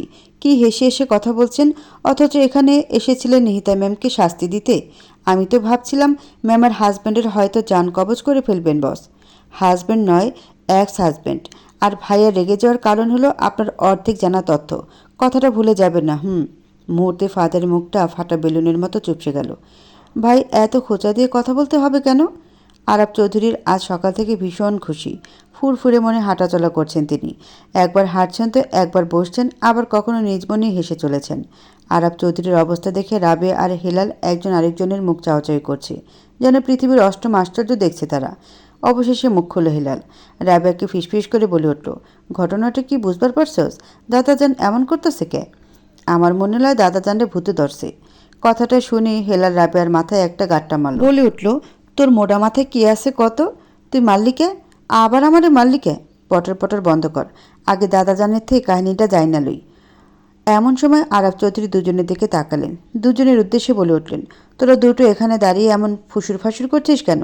প্রত্যুত্তরে হেলাল জিজ্ঞেস করলো, আজ আপনি এত খুশি কে দাদাদান? তোদের বলিনি আমি? দেখ কি ভুলো মন আমার। কিছুক্ষণ নীরব থেকে বলে উঠলেন, কিছুক্ষণ আগে কল করেছিল ওরা, অনেকক্ষণ ভিডিও কলে কথা বলেছে। খুব শীঘ্রই দেশে ফিরছে সবাই। সবচেয়ে খুশির খবর কি জানিস? রিদিতা সুস্থ হয়ে গেছে। ও বলেছে ওই দিন নিহিতা কিছুই করেনি। আমার নিহিতা নির্দোষ ছিল। বলতে বলতেই কেঁদে দিলেন আরাফ চৌধুরী। কথাটা শুনে রাবেয়া আর হেলাল দুজনে একে অপরের দিকে তাকে জোরে চিৎকার দিয়ে উঠল। আরাফ চৌধুরী দুজনের চিৎকার শুনে কানে হাত দিয়ে ধরলেন, কিন্তু কিছুই বললেন না, শুধু একটু মুচকি হাসলেন। আপন মনে বলে উঠলেন, এবার কি সব ঠিক হবে? এই খা খা করা বাড়িটা কি আবার খুশির জোয়ারে ভাসবে? একটা দীর্ঘশ্বাস বেরিয়ে গেল আরাফ চৌধুরীর ভেতর থেকে। তখনই রাবেয়া বলে উঠল, মোরা জানতাম আমগো আফামনি কিছুই করতে পারে না। হ্যাঁ, কত ভালো পাইতো আমগো সে। ওই হেলাইল্লা চল চল, বহুত কাজকাম পড়ে রয়েছে, চল। বলেই রাবেয়া হেলালকে টেনে নিয়ে গেল। নিজের রুমে এসে স্তব্ধ হয়ে রইল মাহিন। কী থেকে কী করে ফেলল সে? একটা ভুল মানুষের মোহে পড়ে নিজের সবচেয়ে প্রিয় মানুষগুলোকে দূরে সরিয়ে দিল সে। তার মা এখনও পর্যন্ত একবারও ফোন রিসিভ করেনি তার। আজ সে বড্ড একা। তার এই ফ্ল্যাটটা যেন শ্মশানের মতো নিস্তব্ধ। তিশা যেখানে থাকে সেখানে খোঁজ নিয়েছিল সে, আশেপাশেও খোঁজ নিয়েছে, কিন্তু তিশা নামের কার অস্তিত্ব নেই। ছবি দেখেও কেউ কিছু বলতে পারছে না। মেয়েটা যেন ঘূর্ণিঝড়ের মতো এসে তার সাজানো গোছানো জীবনটা ভেঙে চূর্ণ বিচূর্ণ করে দিয়েছে। তবে যেভাবেই হোক, যেভাবেই থাকুক, এই বহুরূপী মেয়েটাকে খুঁজে বের করবে সে। আসল প্রশ্ন হচ্ছে, মেয়েটার সাথে নিহিতার কী সম্পর্ক? নিহিতাকে দেখে তো মনে হলো না সে তিশাকে চেনে। তাহলে কিসের শত্রুতা তার নিহিতার সাথে, যে কারণে সে নিহিতাকে নিঃস্ব করে দিতে চায়? কোনো প্রশ্নের উত্তরে মেলাতে পারছে না সে। মনে মনে সিদ্ধান্ত নিল সে নিহিতার সাথে দেখা করবে। নিহিতাই পারবে এই ধাঁধার সমাধান করতে। সে নিজের করা ভুলগুলোকে শুধরে নেবে, নিহিতাকে ফিরিয়ে আনবে সে। কিন্তু কিভাবে? চিন্তায় মত্ত হয়ে রইল সে। সারিবদ্ধভাবে 3টি বাস ছুটে চলেছে। বাসগুলোর মধ্য থেকে শোনা যাচ্ছে ছেলে মেয়েদের উচ্ছ্বাস। ইন্টারন্যাশনাল স্কুল অ্যান্ড কলেজ থেকে 3টে বাসে করে পিকনিকে রওনা বাসগুলো। বাসে অবস্থানরত শিক্ষক আর শিক্ষার্থী সকলেই আনন্দ উল্লাসে মত্ত। বাসগুলো থেকে ভেসে আসছে উচ্চ শব্দে কিছু গান। কিন্তু হঠাৎ করে প্রচণ্ড এক বিস্ফোরণে থেমে গেল সকল আনন্দ। 3টে বাসই যেন ক্ষতবিক্ষত হয়ে গেল। আনন্দ উল্লাস মুহূর্তে আর্তনাদে রূপ নিল। মৃতদেহগুলো ছিন্ন ভিন্ন হয়ে পড়ে রইল। আগুনে ঝলসে গেল প্রায় অনেক দেহ। বাসগুলিতে দাও দাও করে আগুন জ্বলছে। কয়েকজন তো নিজেদের ঝলসে যাওয়া হাত বাড়িয়ে দিল সাহায্যের জন্য। কিন্তু কে করবে সাহায্য? সকলে যে মৃত্যু পথযাত্রী। দূরের কোনো এক বিল্ডিং থেকে দূরবীন দিয়ে এই দৃশ্য দেখে আনন্দে উচ্ছ্বাসে মেতে উঠল এক নরনারী। দুজনেরই চোখে মেতে আছে এক ভয়ঙ্কর হিংস্রতা। মেয়েটা ধীরে ধীরে এগিয়ে গেল একটা বোর্ডের দিকে। কয়েকটা পরিচিত মুখ। মেয়েটা একটা ছুরি দিয়ে ছবিগুলোর উপর পরশ বোলাতে বোলাতে একটা ছবি সামনে এসে থেমে গেল। একটা কোপ বসিয়ে দিল ছুরি দিয়ে। ঠিক তখনই পেছন থেকে লোকটা এসে মেয়েটার কাঁধে হাত রাখল। অতঃপর দুজনের অট্ট হাসিতে পুরো রুমটা ঝংকার দিয়ে উঠল। সাথে শোনা গেল আরও কয়েকটা কণ্ঠস্বর। ঢাকা পৌঁছে গিয়েছে নিহিতারা, কিন্তু সেখানে তারা নিজেদের বাড়িতে না গিয়ে একটা হোটেলে উঠেছে। তা দেখে মানিক প্রশ্ন করেছিল, আমরা এখানে কেন উঠেছি চাচা যান? নিজেদের বাড়িতে যাব না? কিন্তু মানিকের উত্তরটা নিহিতা দিয়েছিল, এখানে আমাদের বাড়ি কোথা থেকে আসবে মানিক? তাছাড়া ফার্স্ট টাইম আমরা এখানে আসছি। নিহিতার কথা শুনে ভাবাচাকা খেয়ে গেল মানিক। তা দেখে বাঁকা হাসল নিহিতা। খুব শীঘ্রই সে মানিকের খেল খতম করবে, ওর সার্জারির আগেই। এখন শুধু ডাক্তার জেমসের অপেক্ষা। হোটেল রুমে গিয়ে যার যার রুমে বিশ্রাম নিচ্ছে সবাই। নিহিতা কি মনে করে যেন টিভিটা ছাড়ল। সাথে সাথে শুনতে পেল breaking news, breaking news. International school and কলেজের শিক্ষার্থীদের পিকনিকের বাসে বোমা হামলা। ছিন্ন ভিন্ন হয়ে গেছে 3টে বাস। অনেকগুলো প্রাণ ঝরে পড়েছে। প্রায় সবাই মৃত। তবে কয়েকজনকে উদ্ধার করা গেলেও আইসিইউতে মৃত্যুর সাথে লড়াই করছে তারা। আমরা এখন অবস্থান করছি সিটি হসপিটালে। নিহিতা টেলিভিশন স্ক্রিনের দিকে একদৃষ্টিতে তাকিয়ে। লাশগুলো সারিবদ্ধভাবে সাজানো। ছিন্ন ভিন্ন হয়ে গেছে লাশগুলো। কোনো ডেড বডি সম্পূর্ণ নয়। পুরো হসপিটালের দেয়ালে আঘাত করছে স্বজন হারানো মানুষের আর্তনাদে। দৃশ্যটা আর দেখতে পারল না সে। তার দু চোখ ভরে উঠল পানিতে। রাগে হাত মুষ্টিবদ্ধ করে নিল সে। বিড়বিড় করে বলল, ওরা ফিরে এসেছে ওরা আবারও এতগুলো নিষ্পাপ প্রাণ কেড়ে নিল ওরা।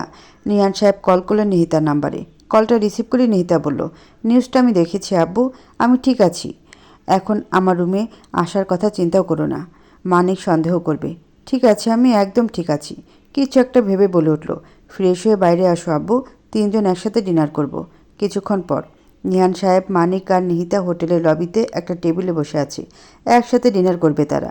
নিহিতা আর নিহান সাহেব খোশ মেজাজে একে অপরের সাথে গল্পে মত্ত। নিহিতার এই নির্বিকার মুখভঙ্গি দেখে বারবার নিহিতার মুখের দিকে তাকাচ্ছে মানিক। কিছুই বুঝতে পারছে না সে। খাবার আসতেই খাওয়া শুরু করে দিল তারা। নিহিতা মানিকের দিকে তাকিয়ে বলল, হাঁ করে তাকিয়ে কি দেখছিস, খাওয়া শুরু কর। তারপর নিহান সাহেবের দিকে তাকিয়ে বলল, আজকের পরিবেশটা অনেক সুন্দর, তাই না আব্বু? কি নির্মল। নিহান সাহেবও সম্মতি দিলেন। খাওয়া শেষে যে যার রুমে চলে গেল। নিহিতা রুমে গিয়ে ল্যাপটপটা অন করে স্ক্রিনের দিকে তাকিয়ে দিল। দেখতে পেল মানিক কাউকে কল করছে।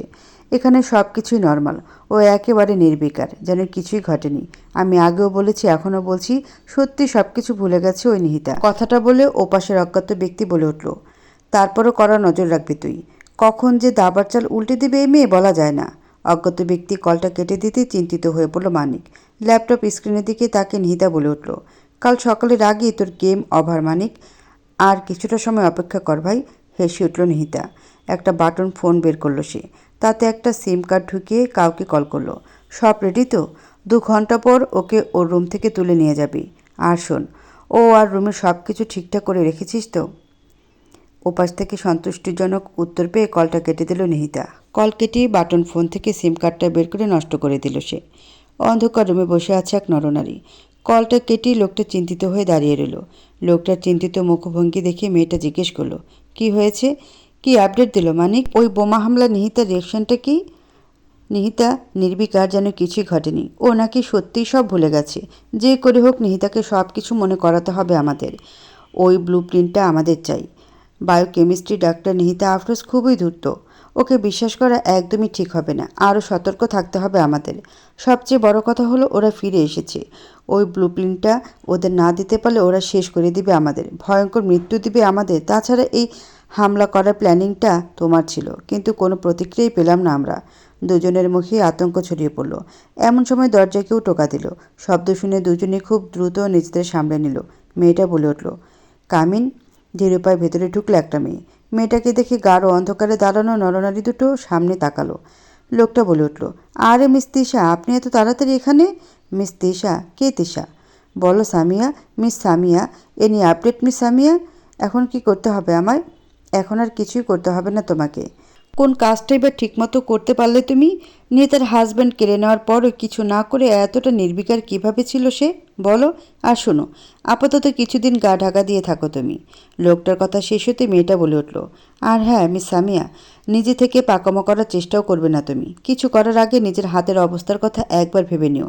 নেক্সট টাইম আরও ভয়ঙ্কর কিছু ঘটতে পারে। এবার যেতে পারো তুমি।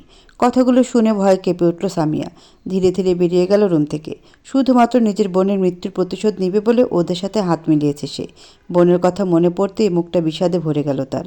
নিশান আর নির্জার বাড়িতে আসার কথা শুনে আরাব চৌধুরী তাদের ডেকে পাঠিয়েছেন।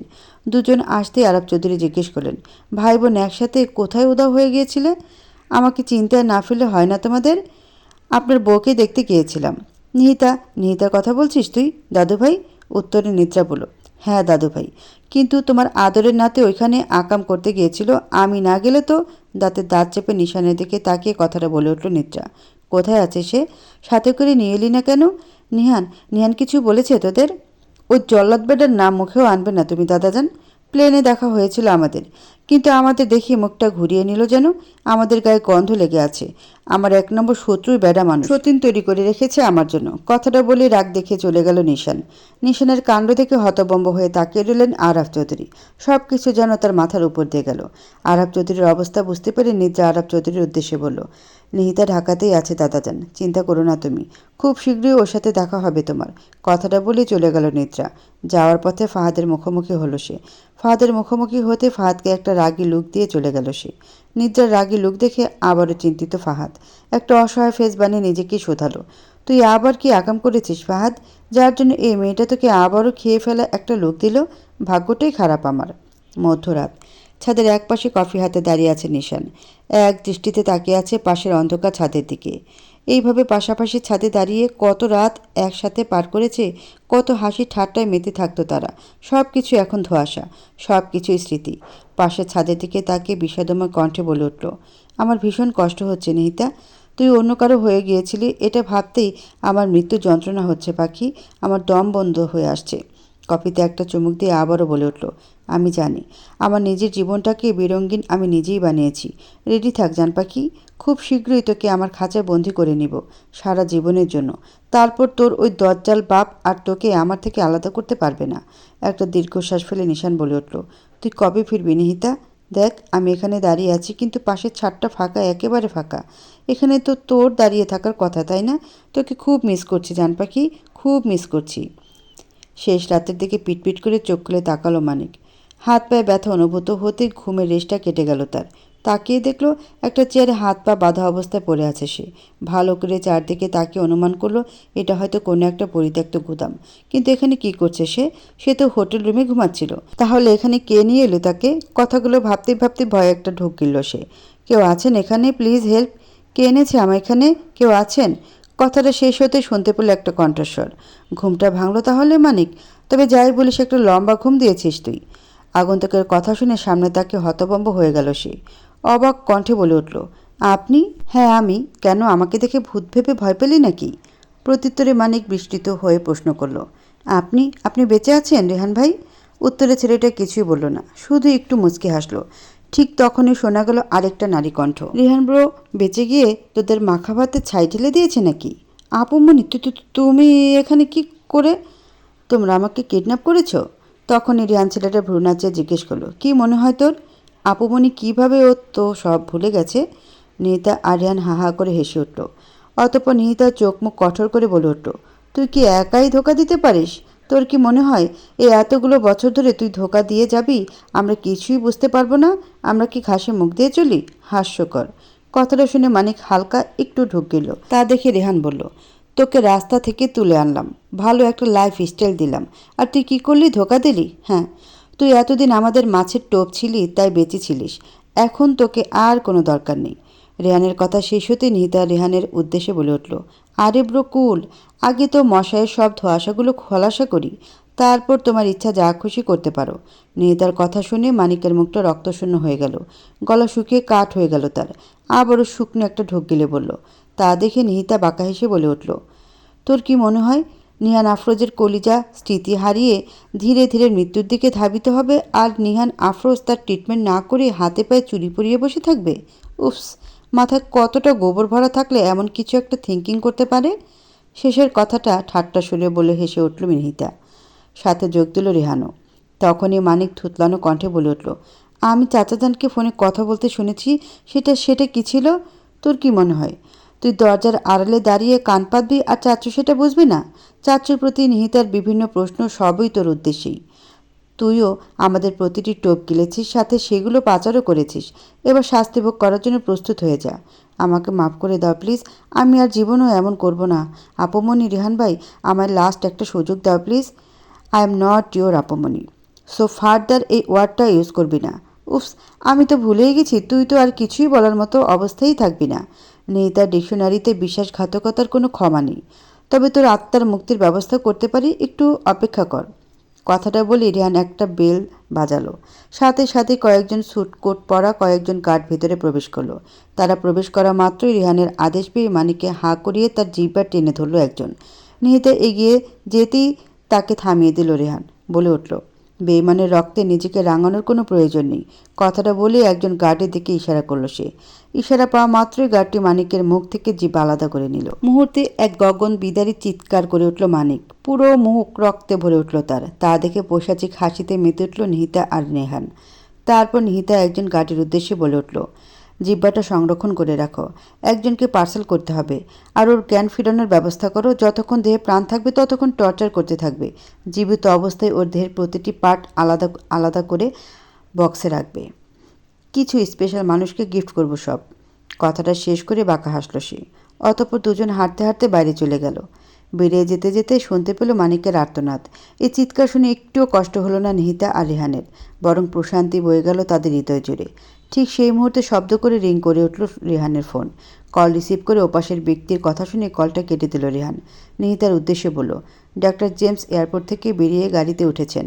তখনই নিহিতা বলে উঠল, প্ল্যান চেঞ্জ ব্রো। খেলাটা হসপিটাল পর্যন্ত গড়াতে চাইছি না। হসপিটালে কোনো নিরপরাধ মানুষের প্রাণ নিয়ে খেলবো না আমি। তাহলে কি করতে চাইছিস তুই? কিডন্যাপ করে নাও ডাক্তার জেমসকে। সে যেন গাড়ি থেকে নেমে বাইরের দুনিয়া দেখতে না পারে। স্পেশাল জায়গায় নিয়ে গিয়ে স্পেশাল ট্রিটমেন্টের ব্যবস্থা করো। নিহিতার সাথে সম্মতি জানালো রেহান। তারপর কাউকে কল করে সব বিস্তারিত বলে দিল। কল কেটে নিহিতার উদ্দেশ্যে বলল, চৌধুরীরা সবাই ফিরছে আজ। হয়তো কাল তোর সার্জারি, তাই ফিরছে। ডাক্তার জেমস আর তার টিমের উপর কত ভরসা সেই মানুষটার, বলে বিদ্রুপের হাসি হাসল রেহান। রেহানের কথার উত্তরে নিহিতা বলল, সাপ আর কতদিন গর্তে লুকিয়ে থাকবে ব্রো? এবার তাদের বিষ দাঁত উপড়ে ফেলার পালা। রেহান নীরব রইল। রেহানের নীরবতা নিহিতা কিছু বলল না। কিছুক্ষণ পর নিহিতা বলে উঠল, আজ চৌধুরীরা ফিরছে আর কাল আমরা সন্ধ্যা তারায় ফিরে যাব। অনেক তো হাইড অ্যান্ড সিক চলল, এবার যা ঘটবে সবই প্রকাশ্যে। হাত মুঠো করে নিলেন রেহান।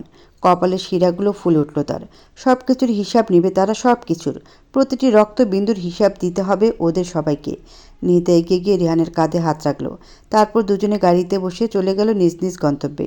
দুপুর 2টার দিকে হোটেলে ফিরল নিহিতা। নিহান সাহেবের চিন্তিত মুখ দেখে আলতো করে হাসল সে। একটু এগিয়ে শক্ত করে জড়িয়ে ধরল সে। নিহান সাহেবকে আশ্বস্ত করল সে, ইতিহাসের পুনরাবৃত্তি ঘটতে দেবে না সে। পূর্বে নিজেরা হারিয়েছে, এখন ওদের পালা। রুমে গিয়ে লম্বা একটা শাওয়ার নিল নিহিতা। ওয়াশরুম থেকে বেরিয়ে বাটন ফোনে আরও একটা সিম ঢুকিয়ে নিল। তারপর রিহানকে কল করল সে। প্রথমবার অপর প্রান্ত থেকে কোনো সাড়া শব্দ পেল না। দ্বিতীয়বার কল করতে কলটা রিসিভ হয়ে গেল। রিসিভ হতে নিহিতা জিজ্ঞেস করল, ওদিকের আপডেট কি?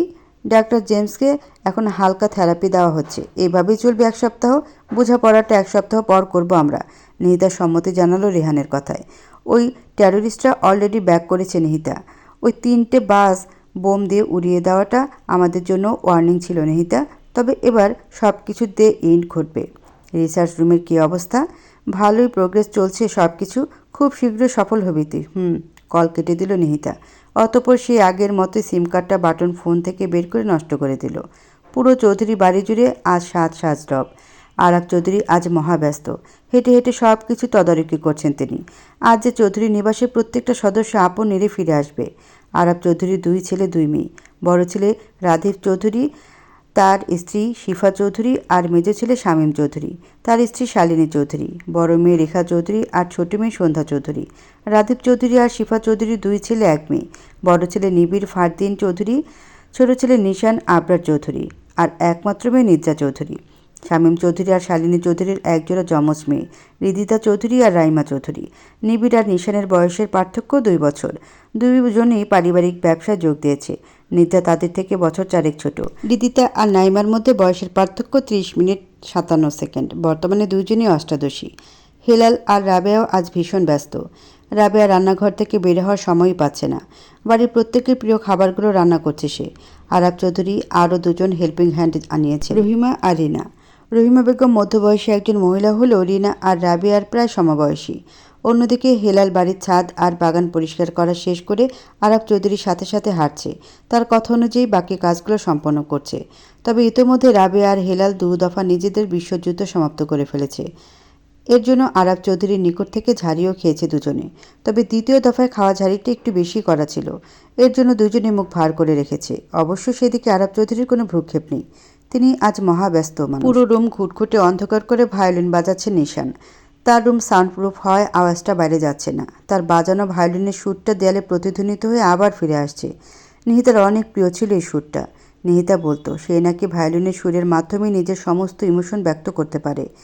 জোরে দরজা নক করা শব্দে ভায়োলিন বাজানো বন্ধ করে দিল সে। দরজা খুলে দেখল ফাহাদ দাঁড়িয়ে আছে। ফাহাদকে ভিতরে ঢুকিয়ে আবারও দরজা লক করে দিল সে। নিশান কিছু জিজ্ঞেস করার আগে সে বলে উঠল, বস, মানিক নামক ছেলেটি হোটেল থেকে নিখোঁজ। ম্যামের বাবা নিহান সাহেব সকাল 10টার দিকে পুলিশ কমপ্লেন করেছেন, কিন্তু সিসিটিভি ফুটেজেও কিছু ধরা পড়েনি। কাল রাতে সারা হোটেলে সিসিটিভি ক্যামেরা বন্ধ ছিল। বর্তমানে পুলিশ তদন্ত করছে, কিন্তু আমার মনে হয় না নিহান সাহেব খুব বেশি একটা জোর দিচ্ছেন বিষয়টায়। এক নিঃশ্বাসে কথাগুলো বলে থামল সে। আমার জান পাখি, ম্যাম কাল কোথায় ছিলেন জানা নেই। নিহান সাহেবের ভাষ্যমতে ম্যাম নিজ রুমেই ছিলেন, কিন্তু দুপুর 2টার দিকে হোটেলে ফিরেছেন তিনি। আশ্চর্যের বিষয়, ম্যামকে হোটেলের বাইরে যেতে দেখেনি আমাদের লোকগুলো। তবে ম্যামকে একটা লোক ফলো করছিল বস। উত্তেজিত হয়ে জিজ্ঞেস করল নিশান। ও ঠিক আছে তো? জি বস, ম্যাম ঠিক আছেন। তবে ওই লোকটাকে আমি খাতির যত্ন করার জন্য আপনার মেহমানখানে নিয়ে আসার ব্যবস্থা করেছি। Good, very good. কথাটা বলে বাঁকা হাসল নিশান। তারপর ফাহাদের দিকে তাকিয়ে দরজা খুলে বাইরের দিকে ইশারা করলো। ফাহাদ ধীর পায়ে বেরিয়ে গেল রুম থেকে বাইরে গিয়ে বিড়বিড় করে বলে উঠল, খাইস্টার ঘরের খাইস্টা একটু প্রশংসাও তো করতে পারে, কিন্তু না, তা করবে কেন? পারে তো শুধু ধমকাতে আর আমাকে দিয়ে বেশি বেশি পরিশ্রম করাতে। কথাটা শেষ করেই মুখটা কাঁদো কাঁদো করে ফেলল সে। সন্ধ্যা 7টা। চৌধুরী ভিলার মেন গেট দিয়ে পরপর 2টা গাড়ি ঢুকলো। প্রথম গাড়ি থেকে বেরিয়ে এলেন রাফিদ চৌধুরী আর শিফা চৌধুরী, নিবিড় আর তার স্ত্রী লিয়া চৌধুরী। দ্বিতীয় গাড়ি থেকে বেরিয়ে এলেন শামীম চৌধুরী আর শালিনী চৌধুরী, তাদের 2 মেয়ে রিদিতা আর রাইমা। গাড়ি থেকে নেমে লম্বা একটা শ্বাস নিলেন রাদীপ চৌধুরী। ঘাড় ঘুরিয়ে পাশের বন্ধ ভিলাটার দিকে তাকালেন তিনি। বুকে বাঁ পাশে বড্ড ব্যথা অনুভব করলেন তিনি। বাকি সবারও সেম অবস্থা। কিছুক্ষণ থেমে সামনের দিকে পা বাড়ালেন রাফিদ চৌধুরী। তার পিছু পিছু বাকি সবাইও পা বাড়ালো সেদিকে। কাঁপা কাঁপা হাতে বাড়ির সদর দরজার কলিং বেলটা বাজালেন রাদীপ চৌধুরী। কয়েক মুহূর্তের মধ্যে দরজাটা খুলে গেল। রাবেয়া দরজা খুলে দিয়েই নীরবে সামনে থেকে চলে গেল। আরাফ চৌধুরী ড্রয়িং রুমের সোফায় বসে আছেন। রাদীপ চৌধুরীদের সবাইকে ভিতরে ঢুকতে দেখে লাঠিতে ভর দিয়ে দাঁড়িয়ে পড়লেন তিনি। ধীর পায়ে সামনে এগিয়ে গেলেন তিনি। কাঁপা কাঁপা হাতে নিজের হাত দিয়ে আলতো করে ছুঁয়ে দিলেন রাদীপ চৌধুরীর মুখটা। সাথে সাথে রাদীপ চৌধুরী শক্ত করে জড়িয়ে ধরলেন আরাফ চৌধুরীকে। মরার আগে তোদের সবাইকে আবার দেখতে পাবো সেটা কখনো ভাবেনি রাদীপ, বললেন আরাফ চৌধুরী। আমায় মাফ করেন বাবা, কিছু ভুল বোঝাবুঝির জন্য আমরা নিজেরাই নিজেদের জীবনের সুখ কেড়ে নিয়েছি। তোরা ফিরে এসেছিস, এটাই আমার কাছে অনেক। এমন সময় এগিয়ে এলেন শামীম চৌধুরী। মাথা নিচু করে দাঁড়িয়ে রইলেন তিনি। তা দেখে আরাফ চৌধুরী এসে তার কাঁধে আলতো করে হাত রাখলেন। কিছু বলতে হবে না তোকে, এত অনুশোচনা করে কি লাভ বল? আমি আশা করব এবার সব কিছু ঠিক করে দিবি তোরা। রিদিতা আর রাইমা এগিয়ে এলো আরাফ চৌধুরী থেকে। শক্ত করে জড়িয়ে ধরল তারা আরাফ চৌধুরীকে। কান্না করে দিলেন আরাফ চৌধুরী। এই 2 বিচ্ছুকে সবচেয়ে বেশি মিস করেছেন তিনি। তারপর শিফা চৌধুরী আর শালিনী চৌধুরীর দিকে একবার তাকিয়ে চোখ নামিয়ে নিলেন আরাফ চৌধুরী। কিছু তিক্ত কথা মনে পড়ে গেল তার, চোখ সরিয়ে নিলেন তিনি। অতঃপর সকলের উদ্দেশ্যে বললেন, সবাই নিজ নিজ রুমে গিয়ে রেস্ট নাও। সবার লাগেজ তাদের রুমে পাঠানোর ব্যবস্থা করে। হিলাল, রাবে আমার হাতটা ধরতো, রুমে যাব আমি। হেলাল আর রাবিয়ার উদ্দেশ্যে কথাটা বলেন আরাফ চৌধুরী। তখন শিফা চৌধুরী রাবিয়াকে উদ্দেশ্য করে বলেন, নির্জা আর নিশান কোথায়? ওরা তো একবারও নিচে এলো না। বড় আম্মা, নির্জা আফাতে বিকালে কই জানি চইলা গেছেন, বইলা গেছেন 4-5 দিনের আগে আইবেন না বাড়িতে। আর ছোট ভাইজান তো হের রুমেই আছে, বিকাল থেকে বাইর হয়নি। তখন আরাফ চৌধুরী রাবিয়ার উদ্দেশ্যে বলে উঠলেন, দাঁড়িয়ে আছিস কেন, চল। কথাটা শুনে রাবেয়া আরাফ চৌধুরীর হাত ধরে তাকে নিয়ে সিঁড়ি বেয়ে উপরে উঠতে লাগলো। শিফা চৌধুরী আর শালিনী চৌধুরী মুখ কালো করে দাঁড়িয়ে রইলেন। এক দৃষ্টিতে তাকিয়ে রইলেন আরাফ চৌধুরী যাওয়ার দিকে। বাবা কি আর আমাদের সাথে কথা বলবেন না আপা? শিফা চৌধুরীর উদ্দেশ্যে কথাগুলো বলেন শালিনী চৌধুরী। ভুলগুলো আমাদের ছিল ছোট, এর মাসুল আমাদের দিতে হবে। কথাগুলো বলে একটা দীর্ঘশ্বাস ছাড়লেন তিনি। মা সিঁড়িতে গিয়ে পিছন ফিরে তাকালেন আরাফ চৌধুরী। লিয়াকে উদ্দেশ্য করে বলে উঠলেন, নাতবো, তোমার আদরের জামাইকে নিয়ে আমার রুমে একবার এসে তো, জরুরি কথা আছে। কথাগুলো শুনে হাসি ফুটে উঠল নিবিড়ের মুখে। সে তো ভেবেছিল দাদুভাই হয়তো তার সাথেও ঠিকমতো কথা বলবেন না। পাশে দাঁড়ানো লিয়ার হাত শক্ত করে জড়িয়ে ধরল সে। লিয়া নিবিড়ের অবস্থা দেখে মুচকি হাসল। ফিস ফিস করে রাইমা রিদিতাকে বলল, এই ফ্যামিলি মেলোড্রামা শেষ হতে কতদিন লাগবে বলতো? আরে গাধা, বুঝিস না কেন? নিহিপু আসার আগ পর্যন্ত এই বাড়ির আকাশ বাতাস এমন ভয়ঙ্করী রূপ ধারণ করে থাকবে। তবে যাই বল, দাদাজান কিন্তু এবার ভয়ঙ্কর রকমের অভিমান করেছেন, সাথে নিদ্রাপোও। ধীরে বল, আর আমাদের উপর যে কারোর রাগ অভিমান নেই সেটাই অনেক। এখন চল রুমে চল। হ্যাঁ চল চল, রুমে চল। নিহিতাদের ছেলেটার বাসার সামনে এসে দাঁড়িয়ে আছে মাহিন। এসেই দেখলো বাড়ির গেটে তালা দেওয়া। আশেপাশেও খোঁজ নিয়ে দেখেছে সে, কিন্তু নিহিতারা কোথায় গেছে কেউ জানে না। রাগে নিজের মাথার চুল মুষ্টিবদ্ধ করে ধরল মাহিন। এখন কি করবে সে? কোথায় খুঁজবে সে নিহিতাকে? সারাদিন খুঁজে সন্ধ্যায় হতাশ হয়ে বাসায় ফিরল সে। আজকাল বাসায় ফিরতে একদম ইচ্ছে করে না তার। দম বন্ধ হয়ে আসে তার এখানে। নিজেকে আজ বড্ড অসহায় লাগছে মাহিনের। বেডরুমে ঢুকে খাটের উপর শুয়ে রইল সে। হাতের ঘড়িটা খুলে পাশে বেডসাইড টেবিলে ড্রয়ারে রাখল সে। এমন সময় হাতে একটা কাগজের মতো কিছু একটা লাগলো তার, কিন্তু সেটাকে ইগনোর করলো সে। ধীরে ধীরে 2 চোখের পাতা বন্ধ করলো। কত রাত যে সে ঠিকমতো ঘুমায়নি তার কোনো নিয়ত্তা নেই। বিড়বিড় করে বলে উঠল, প্লিজ ফিরে এসো নিহিতা, প্লিজ। আর কখনো কষ্ট দেব না তোমায়, প্লিজ ফিরে এসো। মাইন সিদ্ধান্ত নিল সে যে করেই হোক নিহিতাকে খুঁজে বের করবে। নিহিতাকে আবারও নিজের করে নেবে সে। কিছু একটা ভেবে ফোনটা বের করে নিজের মায়ের নাম্বারে কল করলো সে। নিহান সাহেবের রুমে বসে আছে নিহিতা আর রেহান। তিনজনের মুখেই থমথমে, গভীর চিন্তায় মগ্ন নিহিতা আর রেহান। নিহিতার ল্যাবে সব কিছু এখানে শিফট করেছো রেহান? বললেন নিহান সাহেব। সব কিছু ডান চাচ্চু, উত্তর দিল রেহান। রিসার্চটাও যেহেতু কমপ্লিট, এখানে শিফট করা হয়ে গেছে, তাহলে প্রবলেমটা কোথায়? এত চিন্তিত দেখাচ্ছে কেন তোমাদের? নিহিতা আর রিহানকে উদ্দেশ্য করে প্রশ্নটা ছুড়ে দিলেন নিহান সাহেব। আমাদের খুব শীঘ্রই জার্মানি ফেরত যেতে হবে আব্বু। যে কাজটার জন্য এত ত্যাগতিতিকা সেটার পরিসমাপ্তি ঘটাতে হবে। এই মুহূর্তে সন্ধ্যা তারায় ফিরে যাওয়াটা সম্ভব নয়, কথাটা বলে উঠল নিহিতা। কিন্তু ওই বোমা হামলাটা?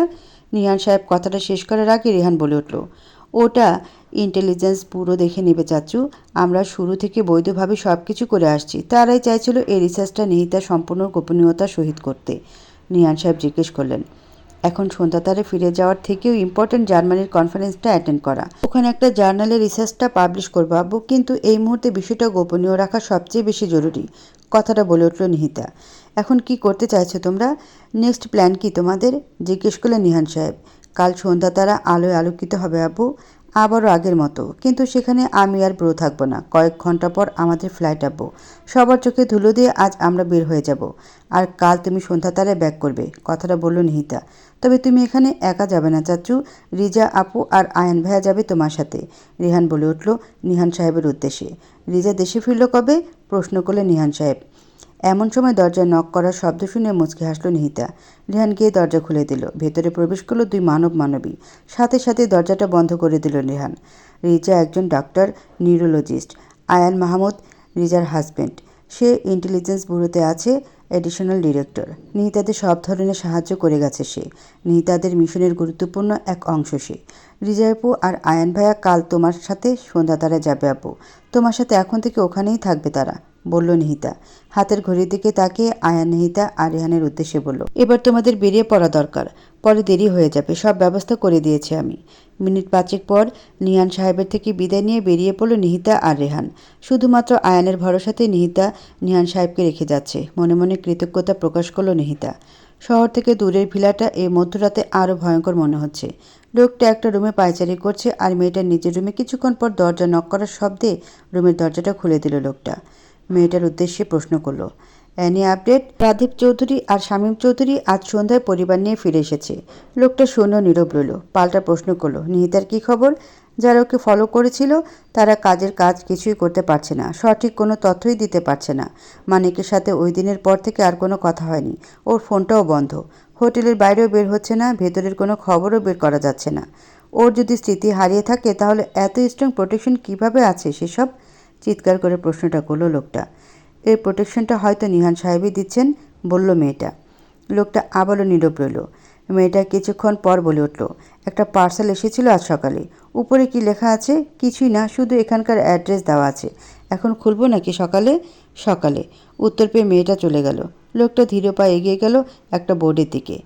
পাশে থাকা ছুরিটা দিয়ে একটা কোপ বসালো বোর্ডের উপর রাখা ছবিটায়। পুরো বোর্ডটা জুড়ে ছবিতে ভরপুর, অনেক মানুষের ছবি। আলতো হাসলো লোকটা, অতঃপর শীষ বাজিয়ে চলে গেল সেখান থেকে। ওই মেয়েটা লোকটা রুম থেকে চলে গিয়ে পার্সেলটা সঠিক জায়গায় রেখে দিল। একটা রহস্যময় হাসি দিল মেয়েটা। খুব শীঘ্রই সফলতা পাবে তারা, খুব শীঘ্রই। রাতের শেষ ভাগ। হাত পা বাঁধা অবস্থা একটা লোক পড়ে আছে মেঝেতে। কিছুই দেখতে পাচ্ছে না সে। তার চোখটাও কালো কাপড় দিয়ে বেঁধে রাখা। জ্ঞান ফেরার পর থেকে চিৎকার করছে লোকটা। হঠাৎ পায়ের জুতার শব্দ পেয়ে লোকটা কান খাড়া করলো। আবারও চিৎকার করে উঠল সে। এমন সময় শোনা গেল একটা কণ্ঠস্বর। লোকটা গম্ভীর সুরে বলে উঠল, ফাহাদ, এটাকে তোলে সামনের চেয়ারে বসা। কথাটা শেষ করেই নিশান অন্য একটা চেয়ারে বসে পড়ল। বসের আদেশ শুনে ফাহাদ লোকটাকে তুলে চেয়ারে বসালো। আবারও নিশানের ইশারা পেতেই লোকটার চোখের কাপড় সরিয়ে দিল, হাতের বাঁধানো খুলে দিল। লোকটা পিটপিট করে তাকালো নিশানের দিকে। এতক্ষণ ধরে এত মেহমানদারি করা সত্ত্বেও শরীরে এত জোর আসে কোত্থেকে তোর? এত চেঁচাচ্ছিস কেন? আমাকে কেন আটকে রেখেছেন? প্লিজ আমাকে ছেড়ে দিন, আমি কিছু করিনি। নাম কি তোর? রতন। নিহিতা আফরোজের উপর নজর রাখছিলি কেন তুই? কার কথা এসব করছিলি? নিশান আবারও বলে উঠল, মিথ্যা বলার চিন্তাও করিস না, এর ফলাফল খুবই ভয়ঙ্কর হবে। লোকটা ভয় একটা ঢোক গেল। বলল, জানি না, আমি কিচ্ছু জানি না। শুধু আমাকে কাজটা করতে বলা হয়েছিল, আমি সত্যিই কিছু জানি না। যখন তুই কিছুই জানিস না তখন আমার জান পাখির উপর নজর রাখার মতো দুঃসাহস দেখালে কি করে? তারপর ফাহাদের দিকে তাকিয়ে বলল, একে থেরাপিটা দিতেই থাকো যতক্ষণ পর্যন্ত না কোনো আপডেট পাও। তারপর একজন গার্ডকে কিছু একটা ইশারা দিল। গার্ডটা নিশানের ইশারা মোতাবেক জিনিস নিয়ে এলো। নিশান কথা বলতে বলতে রতনের হাতটা টেবিলের উপর নিয়ে এলো। তারপর হাতে থাকা ধারালো ছুরিটা দিয়ে এক কোপ বসিয়ে দিল রতনের বাম হাতে। মুহূর্তে হাতের 4টা আঙ্গুল আলাদা হয়ে গেল হাত থেকে। এক গগনবিদারী আর্তনাদে ভরে উঠল পুরো রুমটা। এই আর্তনাদের মধ্যে রতনের গায়ে প্রচণ্ড গরম পানি ঢেলে দিল নিশান। লোকটার আর্তনাদে আকাশ বাতাস ভারী হচ্ছে, কিন্তু নিশান নির্বিকার। ফাহাদও রুমের এক কোণে দাঁড়িয়ে আছে। এগুলোতে সে এখন অভ্যস্ত। প্রথম প্রচণ্ড ভয় পেত সে। উঠে দাঁড়ালো নিশান। গার্ডকে বলে গেল রতনকে আরও কয়েকটা ঘন্টা টর্চার করতে। তারপর বাড়ির দিকে অগ্রসর হলো সে। ফাহাদও তার পিছু নিল।